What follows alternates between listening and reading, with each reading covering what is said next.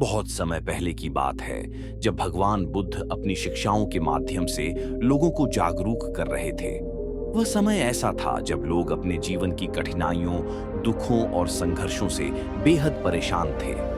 गुस्सा, अहंकार और क्रोध ने समाज के हर कोने में जगह बना ली थी।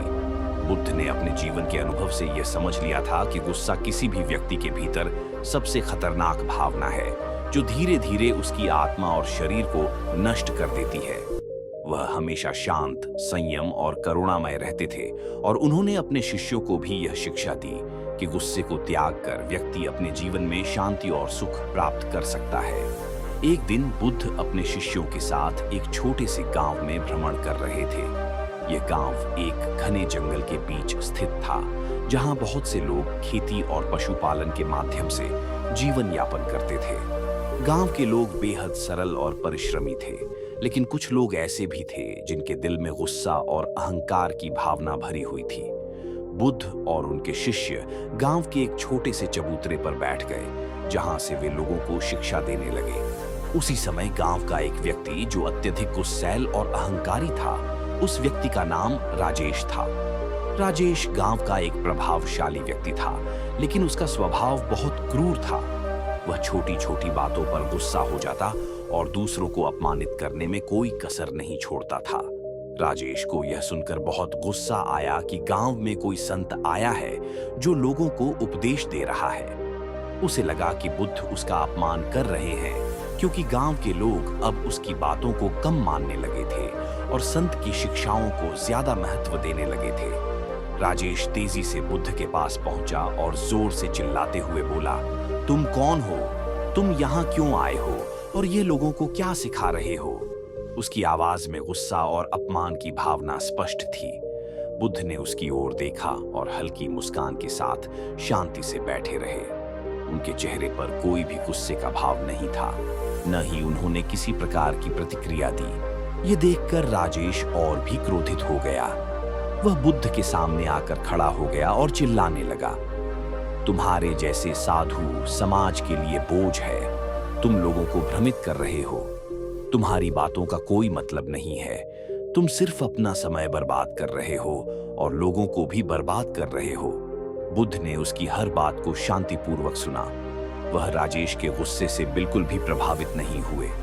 उनके चेहरे पर वही शांत मुस्कान बनी रही। जब राजेश अपने सारे क्रोध को व्यक्त कर चुका और उसकी आवाज धीमी पड़ गई, तब बुद्ध ने धीरे से पूछा, राजेश, यदि तुम्हें कोई उपहार दे और तुम उसे स्वीकार न करो, तो वह उपहार किसके पास रहेगा? राजेश ने थोड़ा हैरानी से जवाब दिया, जो उसे लाया है उसी के पास रहेगा। बुद्ध ने मुस्कुराते हुए कहा, तुमने सही कहा। यदि तुम मुझ पर गुस्सा कर रहे हो और मैं तुम्हारा गुस्सा स्वीकार नहीं करता, तो वह गुस्सा किसके पास रहेगा? यह सुनते ही राजेश चुप हो गया। उसने बुद्ध की ओर देखा और उसे समझ में आया कि उसका सारा गुस्सा उसकी अपनी सोच और अहंकार का परिणाम है। बुद्ध ने न तो उसके गुस्से को स्वीकार किया और न ही किसी प्रकार की प्रतिक्रिया दी। यह देखकर राजेश को एहसास हुआ कि गुस्सा उसकी अपनी कमजोरी थी और वह इस कमजोरी को दूसरों पर थोपने की कोशिश कर रहा था। लेकिन बुद्ध के शांत स्वभाव ने उसे आईना दिखा दिया। राजेश की आंखों में आंसू आ गया। वह जमीन पर गिर पड़ा और बुद्ध से माफी मांगने लगा। उसने कहा, भगवान, मुझे माफ कर दीजिए। मैं अब समझ गया हूं कि गुस्सा एक जहर है जो मेरी आत्मा को खा रहा है। आपने मुझे मेरी गलती का एहसास करा दिया। कृपया मुझे सिखाइए कि मैं अपने गुस्से को कैसे नियंत्रित कर सकता हूं। बुद्ध ने उसे उठाया और कहा, गुस्सा एक ऐसी आग है जिसे अगर समय पर नहीं बुझाया गया तो यह तुम्हें ही जला देगी। तुम्हें अपने अंदर की करुणा और धैर्य को जगाना होगा।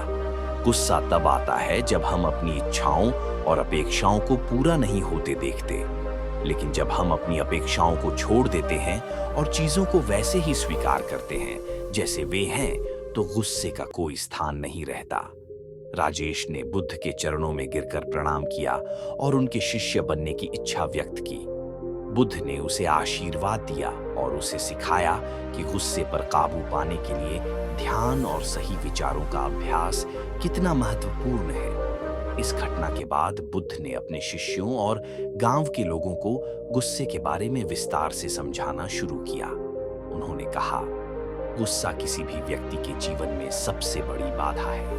यह एक ऐसी भावना है जो न केवल व्यक्ति को मानसिक रूप से कमजोर करती है, बल्कि उनके शारीरिक स्वास्थ्य को भी नुकसान पहुंचाती है। गुस्से के समय हमारी सोचने समझने की क्षमता समाप्त हो जाती है और हम ऐसे निर्णय लेते हैं जो हमारे और हमारे आसपास के लोगों के लिए हानिकारक हो सकते हैं।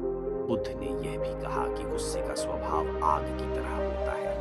जब हम इसे धारण करते हैं तो यह धीरे धीरे हमारे मन, शरीर और आत्मा को जला देता है। गुस्सा हमें अंदर से कमजोर कर देता है और हमारी शांति और सुख को नष्ट कर देता है। इसलिए हमें गुस्से को समय रहते पहचान कर उसे नियंत्रित करना सीखना चाहिए। गुस्से पर काबू पाने के लिए बुद्ध ने 3 मुख्य सिद्धांतों की शिक्षा दी: करुणा, धैर्य और ध्यान। उन्होंने बताया कि जब हम दूसरों के प्रति करुणा का अनुभव करते हैं तो गुस्सा स्वयं ही खत्म हो जाता है। करुणा का मतलब है कि हम दूसरों की समस्याओं और पीड़ा को समझते हैं और उनके प्रति सहानुभूति रखते हैं। जब हम दूसरों के दर्द को समझते हैं तो गुस्सा करने का कोई कारण नहीं रह जाता। धैर्य का मतलब बताते हुए बुद्ध ने कहा, धैर्य वह शक्ति है जो हमें कठिन परिस्थितियों में भी शांत और स्थिर बनाए रखने में मदद करती है। जब हम धैर्यवान होते हैं तो गुस्से का हम पर कोई प्रभाव नहीं पड़ता। धैर्य हमें यह समझने की शक्ति देता है कि सभी समस्याएं और कठिनाइयां अस्थायी होती हैं। ध्यान का अभ्यास गुस्से को नियंत्रित करने के लिए अत्यंत आवश्यक है। ध्यान के माध्यम से हम अपने मन को शांत कर सकते हैं और नकारात्मक विचारों से मुक्ति पा सकते हैं। ध्यान हमें अपने भीतर की शांति और स्थिरता को खोजने में मदद करता है। जब हमारा मन शांत और स्थिर होता है तब गुस्सा हम पर हावी नहीं हो पाता।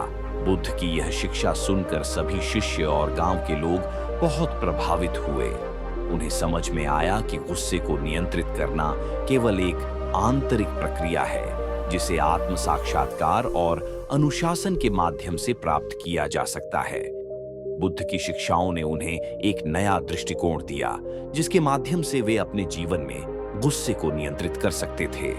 राजेश, जो कभी अपने गुस्से और अहंकार के लिए जाना जाता था, उसने लोगों को सिखाया कि गुस्से को कैसे नियंत्रित किया जा सकता है।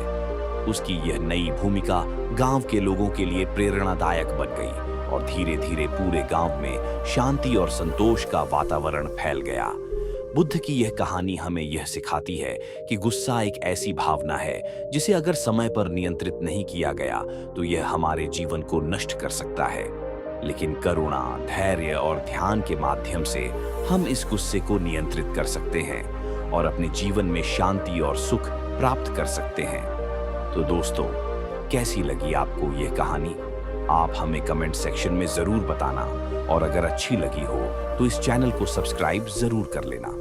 तो चलिए मिलते हैं ऐसी ही कोई नई कहानी में। तब तक के लिए अपना ख्याल रखें। धन्यवाद और नमो बुद्धाय।